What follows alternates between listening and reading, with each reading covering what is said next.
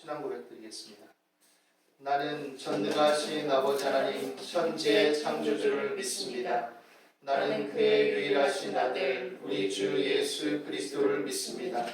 그는 성령으로 잉태되어 동정녀 마리아에게서 나시고 본디오 빌라도에게 고난을 받아 십자가에 못 박혀 죽으시고 장사된 지 사흘 만에 죽은 자 가운데서 다시 살아나셨으며 하늘에 오르시어 전능하신 아버지 하나님 우편에 앉아 계시다가 거기로부터 살아있는 자와 죽은 자를 심판하러 오십니다.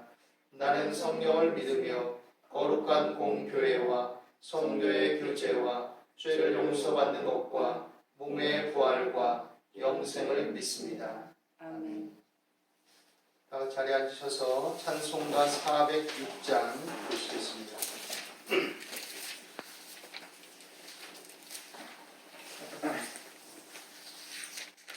406장입니다. 고난 내 영혼 편히 쉴 곳과 풍랑 일어도 안전한 포구 폭풍까지도 다스리시는 주의 영원한 발의지혜 주의 영원하신 팔 함께하사 항상 나를 붙드시니 어느 곳에 가든지 요동하지 않음은 주의 팔을 의지함이라. 세상 친구들 나를 버려도 예수를 함께 동행함으로 주의 은혜가 충만하리니 주의 영원한 발의지혜 주의 영원하신 팔 함께하사 항상 나를 붙드시니 어느 곳에 가든지 요동하지 않음은 주의 팔을 의지함이라. 나의 믿음이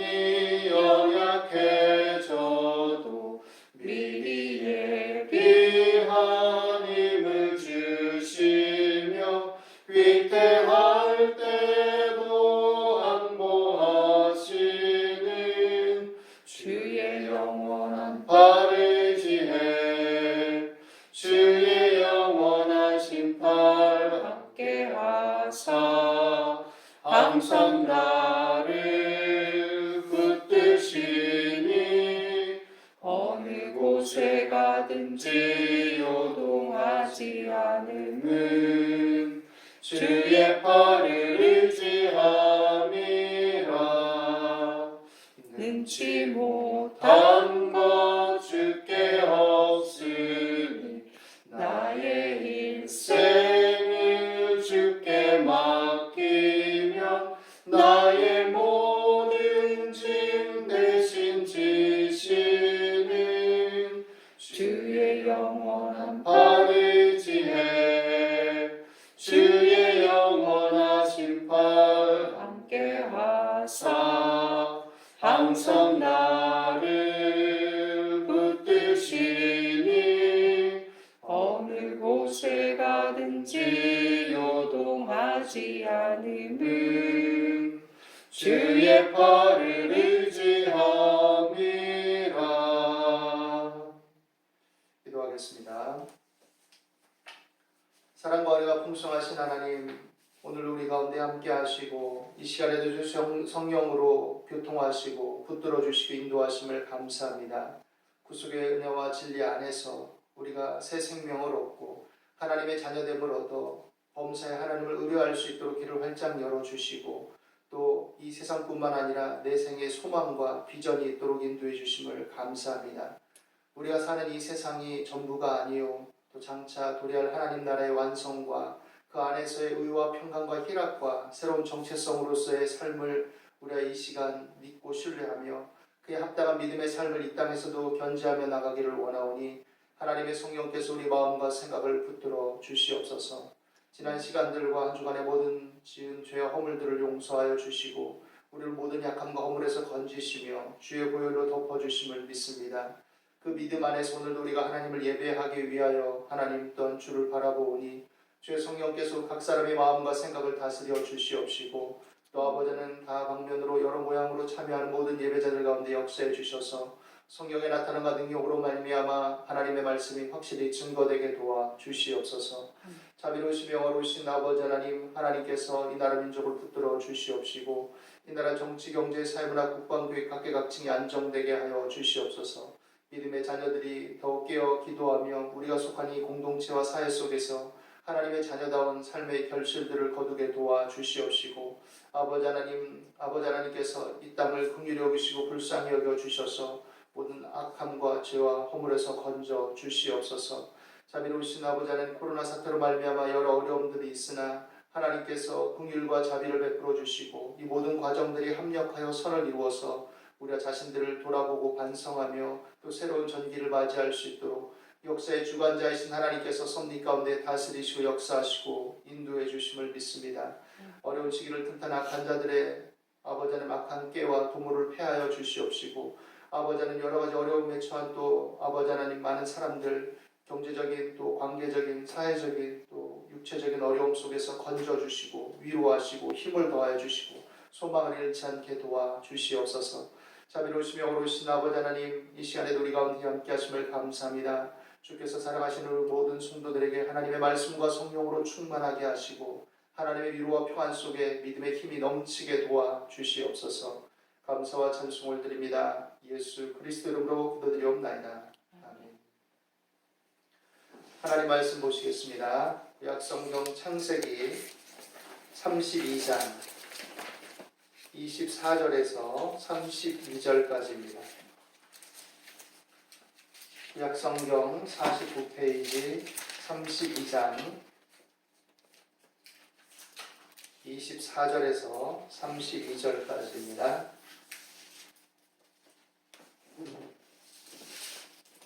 함께 읽겠습니다.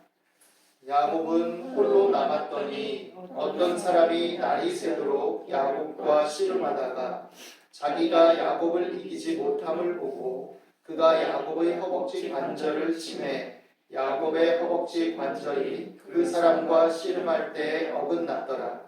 그가 이르되 날이 새려하니 나로 가게 하라. 야곱이 이르되 당신이 내게 축복하지 아니하면 가게 하지 아니하겠나이다. 그 사람이 그에게 이르되 내 이름이 무엇이냐? 그가 이르되 야곱이니이다.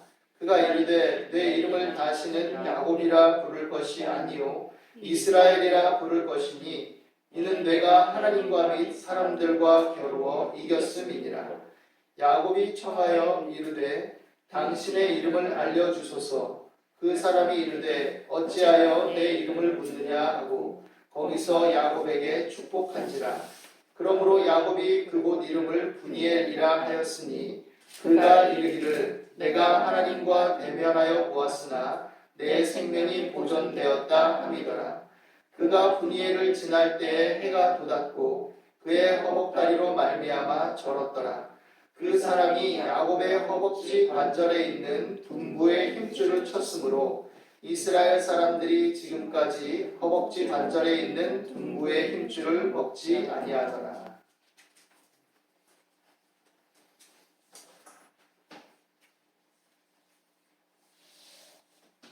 야곱은 창세기에 있어서 뿐만 아니라 성경 전체에 걸쳐서 굉장히 유명하고 또 중요한 교훈을 주는 그런 인물 중에 하나입니다.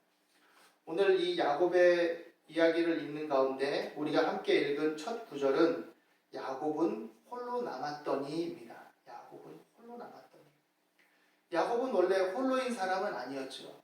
그는 믿음의 조상의 계보에서 이삭의 쌍둥이 아들로 태어났고 또 그 안에서 또 나름 안정되게 생활했던 사람입니다. 이 쌍둥이 형제 에서와 더불어서 또 그 동생으로 태어난 야곱은 하나님의 은혜를 바라보고 하나님의 축복을 사모하는 자였고, 태어나기도 전에 그의 부모들에게 하나님께서 알려주신 바와 같이 하나님의 복을 이어받을 족장으로서, 또 믿음의 조상으로서 이어받을 그런 것이 이미 예비된 그런 사람이었죠. 그러나 이 모든 것에는 과정이 있고 또 절차가 있고 또 하나님의 뜻이 있었다는 것을 야곱은 깨닫지 못했습니다. 현실적으로 전개되는 일들 속에서 하나님이 작정하신 일이라도 자기가 손쓰고 자기가 뭔가 하지 않으면 얻을 수 없을 거라고, 놓치고 잃어버릴 것이라고 생각했던 이 야곱은 어머니의 그 편애적인 관심과 또 촉구 속에서 이제 아버지를 속이게 됩니다. 아버지를 속이고 또 형에 대해서 형제 애틋함이나 다정함으로 다가가지 못하고 하나님의 축복을 받겠다는 그 일념 속에 열정을 가지고 그런 일들을 꾸민 나머지 결국은 형 에서의 분노를 사게 되고, 또 아버지 어머니의 집을 떠나서 외삼촌 라반의 집으로 피신하게 되죠. 하나님께서는 야곱이 잘못했고 부족했지만 그럼에도 불구하고 야곱을 택하셨고 야곱에게 복 주시기로 작정하셨습니다. 그러나 그것은 야곱이 잘못된 행실을 일삼고 그릇된 결정을 내려도 다 용인한다는 뜻은 아닙니다. 하나님은 그러한 야곱을 다루십니다. 그가 도피하는 경로 속에서 하나님의 어떤 약속과 하나님의 은혜를 체험하기도 했지만, 그가 당도한 외삼촌 라반의 집은 철저하게 그를 연단하고 또 고난 가운데 처하게 만들었습니다. 외삼촌 라반이 그를 반기고 기쁘게 맞이하였지만 자신이 형과 아버지를 속인 것처럼 외삼촌 라반은 이제 야곱을 속입니다. 그리고 그 속에서 그 심정을 야곱은 경험하게 됩니다. 아, 내가 나름의 어떤 열정을 가지고 하나님의 복을 사모하는 마음을 가지고 그런 것이긴 했지만 아버지와 형을 속였을 때 그 마음이 이러했겠구나 라고 아마 생각했을지도 모릅니다. 그런 모든 과정들 속에서도 야곱의 훌륭한 점은 뭐였냐면 그는 성실한 사람이었던 것 같습니다. 성실하게 주어진 일을 감당하였고 또 그것만이 또한 자기가 살 길이었기 때문에 주어진 외적 조건과 환경 속에서 그는 그렇게 또 할 수밖에 없었습니다. 외삼촌 라반은 보통 사람이 아니었던 것이죠. 그리고 그곳에서 지내는 가운데 그는 수년 동안, 오랜 세월 동안 고난을 겪고 어려움을 겪고 고된 삶을 살았지만 하나님의 약속과 뜻이 있었기 때문에 이제 다시 고향으로 돌아오게 됩니다. 돌아오는 여정 속에서도 그는 위기를 겪습니다. 왜냐하면 외삼촌 라반을 속이고 몰래 도피를 했는데 발각이 돼서 맹렬하게 추격한 라반과 결국 만나게 되죠. 그런데 그 속에 하나님의 개입이 있었습니다. 하나님께서 어떻게 보면 그 전에 좀 개입해 주시고 미리 좀 개입해 주시고 그러면 얼마나 좋았을까? 왜 이런 모든 일들을 다 겪게 하시는 걸까? 다 이해할 수는 없습니다. 우리가 하나님을 믿고 때때로 하나님의 은혜를 체험하고 기도의 응답을 경험한다고 이렇게 때로는 간증도 하고 말도 하지만, 그러나 어떤 때는 왜 하나님이 미리 손써 주시지 않았지? 하나님이 다 알고 계시다면 왜 개입하지 않으시지? 왜 꼭 끝에 가서야 이렇게 개입하시고 그때서야 역사하시는 것이지? 그리고 또 어떤 때는 왜 이렇게 어려움을 당하는데도 내버려 두시는 거지? 우리는 다 이해할 수 없어요. 그냥 성경을 통해서 이런 상황에서 이렇게 전개되는 거 보니 이런 뜻이 있겠구나. 이렇게 미루어 짐작하고 또 하나님의 말씀을 묵상하는 가운데 또 자신을 반성적인 태도로 살피고 또 기도하면서 또 생각하고 숙고하면서 이해해 나갈 수는 있지만 하나님의 그 뜻을 다 우리가 이해할 수는 없습니다. 그래서 때로는 지나고 나서야 하나님께서 참 그래서 그러셨던 것 같다. 하나님의 뜻이 이랬었던 것 같다. 나중에서야 알게 될 때가 더 많죠. 어떻게 보면. 외삼촌 라반이 맹렬하게 추격해서 위협적이 되었지만 그러나 하나님께서 라반에게 꿈에 현몽하셔서 야곱에게 가타부타 말하지 말라고 엄명하셨고 또 철저하게 보복할 것을 금하셨기 때문에 야곱은 당당하게 나올 수 있게 됩니다. 그 경험을 안고 다행히 나오게 되고 또 이제 가는 여정 속에, 고향으로 돌아가는 여정 속에 길에서 하나님의 사자들을 만나게 됨으로써 어떻게 보면 하나님의 격려와 힘을 얻게 되는 것이죠. 그런데 야곱은 여전히 옛적 그 기억에 사로잡혀 있습니다. 왜냐하면 고향에서 형과 아버지를 놔두고 어머니를 놔두고 떠났을 때 형이 아버지만 돌아가시면 내가 널 죽여버릴 거야 라는 그 소리를 들었기 때문이죠. 죽음의 위협이 있는 것입니다. 야곱에게는. 그리고 형이 자기에게 대한 원한과 분노를 풀지 않을 것이라고 생각하고 있는 것이죠. 그래서 형 에서를 만나기에 앞서서 마음이 답답하고 불안하고 고민이 많은 겁니다. 우리가 그냥 이것을 관찰하는 입장에서 이미 지나간 역사의 어떤 기록들을 우리가 지금 현재적인 관점에서 대하는 입장에서는 아니 하나님께서 라반에게서 구출해 내실 때도 그렇게 하셨는데 뭐 형 에서 만날 때도 그렇게 하지 않으시겠어? 이렇게 말할 수 있을지 모릅니다. 그렇게 생각할 수 있을지도 모르죠. 그러나 사람이 그런 실제적으로 자신이 경험하고 그 둘러싼 상황과 현실에 내몰리게 되고 거기에 처하게 되면 그게 말처럼 쉬운 것은 아닌 것 같아요. 야곱은 두려웠어요. 어쨌든 그것을 떨궈내지 못했습니다. 라반의 집에서 개입하신 하나님, 그 여정 속에 개입하신 하나님에 대한 긍정적인 응답을 마음에 확고하게 품고 담대히 나갔으면 더 좋긴 하겠지만 여전히 야곱은 부정적인 생각, 두려움, 염려가 그 심령에 가득 차 있었던 것이죠. 그래서 계획을 합니다. 이렇게 해서 먼저 짐승 떼들을 이렇게 순차적으로 보내고 그리고 내가 사랑하는 순서대로 맨 뒤로 해서 사람들을 보내고 그리고 나는 맨 마지막에 그리고 앞에서 만약 형이 이렇게 저렇게 이 예물들을 보고 가족들을 보면서 마음이 누그러지면 좋지만 그렇지 않으면 맨 마지막에 나는 도망가야 되겠다. 아마 이 생각 계산이 있었던 것이죠. 다 약복나루를 건네고 이제 소유도 다 건너가게 하고 그는 이제 모든 것에서 떨어져서 홀로 남게 되었습니다. 그런데 불현듯 어떤 사람이 야곱을 확 휘감은 것이죠. 정확하게 그 정황을 묘사하고 있진 않습니다. 다만 뭔가 우리가 다 이해할 수는 없는 아주 기이하고 신비로운 어떤 일종의 영적인 현상이 실제적인 체험 속에서 일어나고 있었다고 볼 수 있겠죠. 하나님이 보낸 사자가 야곱으로 하여금 자신을 내려놓고 하나님을 더 의지하고 수긍하도록 만들기 위한 방편이었구나라고 우리는 성경을 끝까지 읽으면서 생각하게 되죠. 성경의 기록 속에는 어떤 사람이 날이 새도록 야곱과 씨름했다고 합니다. 그리고 자기가 야곱을 이기지 못함을 보고 야곱의 허벅지 관절을 쳐서 야곱의 허벅지 관절이 그 사람과 씨름할 때 어긋나게 되었다라고 말합니다. 그러니까 야곱이 뭔가 감지를 했던 것 같아요. 아, 나를 잡은 이 사람은 뭔가 평범한 사람은 아니다. 직감적인 어떤 지식이 임했던 것이죠.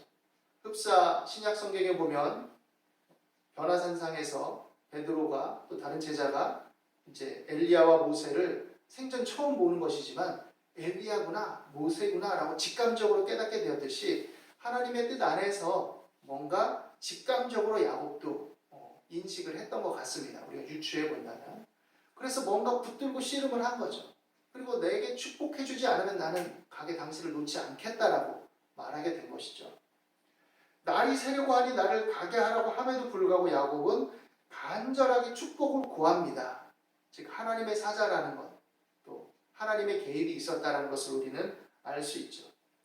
물론 날이 새도록 이 말이 어떻게 보면 한국적 정서 속에서 뭔가 어떤 우리 전통의 고유의 무속적인 심상과 조금 비슷하게 매치돼서 오해하는 분들도 때로는 계시는데 날이 새니까 뭐 영적인 존재들이 물러간다 이런 개념이 아니라 날이 새도록 그렇게 오랫동안 씨름을 했다는 얘기예요.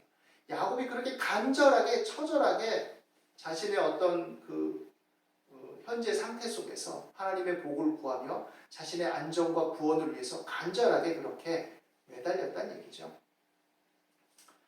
하나님께서는 이제 야곱을 축복하십니다. 네가 하나님과 사람들과 겨루어 이긴 자다. 그래서 네 이름을 이스라엘, 하나님과 겨루어 이긴 자라는 칭호를 주겠다. 그리고 이제 장차 이스라엘 백성이 이 이름으로 불려지게 됩니다. 정말 하나님을 이길 수 있겠어요, 사람이? 그렇지 않죠. 하나님께서 그렇게 인정해 주시고 받아주시고 또 칭해 주시는 것이죠. 그런데 야곱의 허벅지 관절을 친 것이죠. 그것은 뭐냐? 결국 끝까지 남아서 여차저차하면 나는 도망가겠다 한 야곱의 마지막 자기 의존과 자기 신뢰마저도 꺾어버리신 겁니다. 그리고 야곱이 뭔가를 구성하고 머리를 쓰고 선물을 주고 뭔가 여러 가지 일들을 통해서 그가 구원받을 수 있고 원수와 화친할 수 있고 승리할 수 있는 것이 아니라 하나님의 백성은 하나님을 의지할 때, 하나님께서 붙들어 주실 때, 하나님께서 함께 하실 때 그 모든 것들에서 안전이 이루어지고 구원이 이루어지고 회복이 이루어진다는 것을 나타내 주신 것이죠. 이 창세기 말씀 속에 나타난 이 야곱의 이야기를 사실 모세는 가나안 땅에 들어가기 전에 이스라엘 백성들 앞에서 아마 다 들려줬을 것입니다. 모세오경을 다 들려줬을 거예요. 거의 많은 부분, 모세가 죽은 이후에 이제 기록된 부분들이 있지만 이 모든 이야기들을 율법과 더불어서 이스라엘 백성들에게 들려줬을 것이라고 우리가 추측할 수 있습니다. 또 때로는 이스라엘 백성들이 들어가서 지도자에 의해서 이 이야기들을 듣게 되었을 수 있습니다. 또 구전으로 이것들이 전해졌을 수 있죠. 그때 이스라엘 백성들은 어떤 생각을 해야 됩니까? 우리가 가나안 땅에 들어오고 이 거민들 틈에서 하나님의 전쟁을 치르고 하나님의 뜻을 이루고 또 하나님의 백성으로 살아갈 수 있었던 그 근원적 이유는 뭐냐? 자신들이 유능하고 자신들이 머리를 쓰고 자신들이 우상을 숭배하는 이방 나라들과 똑같은 방식의 어떤 일들을 도모하고 이래서 그것이 유지되는 것이 아니라 하나님의 말씀에 서고 하나님이 가르치신 제사와 율법의 제도를 따라서 하나님의 의를 행하는 것을 추구하며 살 때 때때로 그들이 전쟁 기술이 약하고 무기가 부족하고 힘이 없다 할지라도 하나님이 그들을 지키시고 보호하실 것이라는 그 믿음과 신뢰를 말하고 있다라는 것을 생각해야 되는 것이죠. 오늘 이 시대를 이 현실을 사는 우리도 마찬가지입니다. 때때로 우리는 자기 힘을 통해서 뭔가를 이루려고 하고 그러다 보니 하나님을 믿는 백성이고 하나님께 복을 받은 자들이라고 스스로 믿고 신뢰한다고 하면서도 자신의 방법, 자신의 잔꾀, 자신의 고집, 세속적 방법들을 사용합니다. 하나님이 다 이해하실 거야. 하나님께 기도하면 다 괜찮아. 그래서 과정과 절차를 무시해버리는 것이죠. 하나님의 일을 하나님의 방법대로 이루어야 하고 하나님의 백성이라면 하나님의 말씀과 뜻에 기반한 윤리와 도덕적 기준과 가치성이 있어야 되는데 그것들을 무시해버리는 겁니다. 그래서 오히려 편법을 행하고 또 융통성이라는 이름으로 지혜라는 이름으로 잘못된 일을 자행하고 나서 그것들이 물질적인 현실적인 세속적인 대가와 이익으로 주어졌을 때 그것이 하나님이 응답하신 것인 것 마냥 자랑하고 떠드는 어리석은 일들을 이루는 것이죠. 교회를 이루어 나가고 하나님의 백성으로 살아가는 것은 하나님의 말씀과 그 뜻에 부합된 가치 기준과 그 과정과 내용을 그대로 따르고 밟아간다는 것을 의미하는 것입니다. 그럴 때 때로 우리는 어렵고 힘겨울 때도 있을 수 있죠. 그러나 하나님은 그런 자들을 기뻐하시고 그런 자들을 통해 일을 행하시는 분이라는 것을 우리는 알아야 됩니다. 하나님께서 비록 야곱을 택하셨고 그에게 복을 주시긴 했지만 야곱이 하나님의 뜻을 거스리고 자기 중심적이 되어서 자신의 욕망과 자신의 머리와 자신의 의지를 실행하고 그것을 추구하며 나아갈 때 하나님은 그를 연단하시고 때로는 징계하시고 때로는 그로 말미암아 어려움을 당하도록 내버려 두셨다라는 것을 기억해야 됩니다. 모세가 하나님의 택함을 받고 부름을 받아서 이스라엘 구원할 자로 또 하나님께서 택한 자이긴 했지만 그가 자기 힘과 자기 머리와 자기 계산과 자기 뜻을 따라서 행하려고 했을 때 하나님은 그를 중지시키시고 환경과 또 여러 상황 속에 섭리하셔서 광야로 몰아내셨습니다. 그리고 그로 말미암아 자신의 어떤 아집과 고집과 욕망의 힘을 다 빼고 하나님의 일을 하나님의 방법으로 하도록 요구하신 것이죠. 하나님의 자녀로 살아갈 때 우리는 세상 속에 살아가면서도 적극적이고 능동적으로 살아가야 됩니다. 하나님의 자녀로 산다고 해서 교회에 나와서 예배당에 나와서 기도만 하고 있고 일은 안 하고 또 현재적으로 내가 해야 될 일들을 소홀히 하고 다른 사람과의 관계성에 있어서 미흡하게 되고 이러란 뜻이 아니에요. 다 필요하고 다 열심히 하고 적극적으로 해야 됩니다. 그러나 문제는 무엇이냐? 하나님의 뜻과 하나님의 방법과 하나님이 가르쳐 주신 귀한 말씀의 교훈을 따라서 행해야 된다는 것이죠. 그리고 그렇게 할 때 때때로 우리는 버겁고 힘겨울 수도 있지만 그렇게 기도하며 나가는 자들을 통해서 하나님께서 그 일을 이루시고 붙드시고 도와주십니다. 먼저 그의 나라와 그의 의를 구하라. 그러면 이 모든 것을 너에게 더하시리라. 이 말씀의 뜻은 그냥 예배만 드리고 기도만 해. 그러면 다 이루어 주실 거야 라는 의미가 아니라 하나님을 예배하는 자로서 실제적인 삶의 현실 속에서 하나님의 말씀과 뜻을 따라 살아갈 때 그 가치 기준을 따라 적용하며 이를 위해서 때때로 손해도 보고 희생도 하고 때때로 어려움을 감수하고 하나님의 뜻대로 살려고 할 때 그렇게 먼저 하나님의 나라와 의를 현실 속에 구할 때 하나님께서 때로 어려움을 겪고 힘겨울지라도 결국엔 합력하여 선을 이루시고 그 모든 것을 더하여 주실 것임을 약속하신다는 것이죠. 그래서 공중나는 새를 보라, 들의 백합화를 보라. 다 하나님께서 먹이시고 입히시지 않느냐. 자연을 창조하시고 다스리시는 하나님께서 역사 속에서 주관하시고 섭리하신 하나님께서 이 모든 것들을 가꾸시고 계시지 않느냐. 비유적으로 교훈을 주시는 것이죠. 그러니 너희도 다 양육하시고 보호하실 것이다. 여기에 탐욕과 이기심만 개입되지 않는다면 우리는 하나님의 보호와 양육 속에 살고 있음을 확신할 수 있게 될 것입니다. 오늘 이 말씀 안에서 우리가 홀로 남은 것이 결코 실패가 아니고 또 결코 잘못이 아니라는 것을 깨닫게 되기를 바랍니다. 때때로 하나님의 뜻대로 서기 위해서 또 하나님의 뜻에 부합되는 삶으로 변화되기 위한 인격적 연단의 과정 속에서 때로는 하나님의 말씀대로 순종하기 위해서 우리는 홀로 남겨질 때가 있습니다. 그러나 그것은 고독한 남겨짐이 아니라 하나님이 함께 하시는 남겨짐이고 하나님께서 풍성하게 만드시는 과정의 남겨짐이고 하나님을 깊이 만나는 남겨짐이라는 것을 생각하게 되기를 바랍니다. 그래서 우리는 때때로 고독이 필요하고 또 때때로 우리는 홀로 있을 때가 필요하고 때때로 하나님과 나와의 독대가 필요하고 하나님과의 개인적인 관계성이 필요한 것입니다. 기독교는 공동체적인 관계성을 중요하게 여기고 또 이웃을 사랑하고 또 희생하고 헌신함으로써 나 혼자만이 아닌 모든 지체가 하나됨을 추구하는 믿음의 삶이지만 그럼에도 불구하고 때때로 개인의 실존 속에 하나님은 나와 하나님과의 관계성을 철저하게 요구하고 계신다는 것을 기억하게 되기를 바랍니다. 오늘 이 말씀 안에서 하나님의 은혜와 사랑이 여러분 가운데 충만하길 바랍니다. 하나님의 붙드심과 인도하심에 대한 믿음과 신뢰가 충만하게 되기를 예수님의 이름으로 간절히 축원합니다. 기도하겠습니다. 하나님 아버지, 하나님께서 우리 가운데 함께 하심을 감사합니다. 하나님은 결코 우리를 보아와 같이 홀로 버려두지 아니하시며 때때로 우리가 홀로 처할 때에도 하나님께서 우리를 홀로 두실 때에도 하나님은 우리를 사랑하시고 우리를 붙드시고 인도하시는 하나님이신 것을 믿습니다.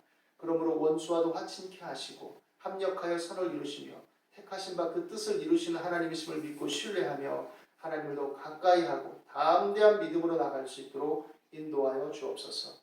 하나님께서 복 주신 주의 백성들에게 믿음과 소망과 사랑이 넘치게 하여 주시옵시고 합력하는 능력을 부어 주시옵시고 화목하는 권세를 부어 주시옵소서. 오늘도 우리 가운데 함께 하심을 감사합니다. 예수님의 이름으로 간절히 축복하며 기도드립니다.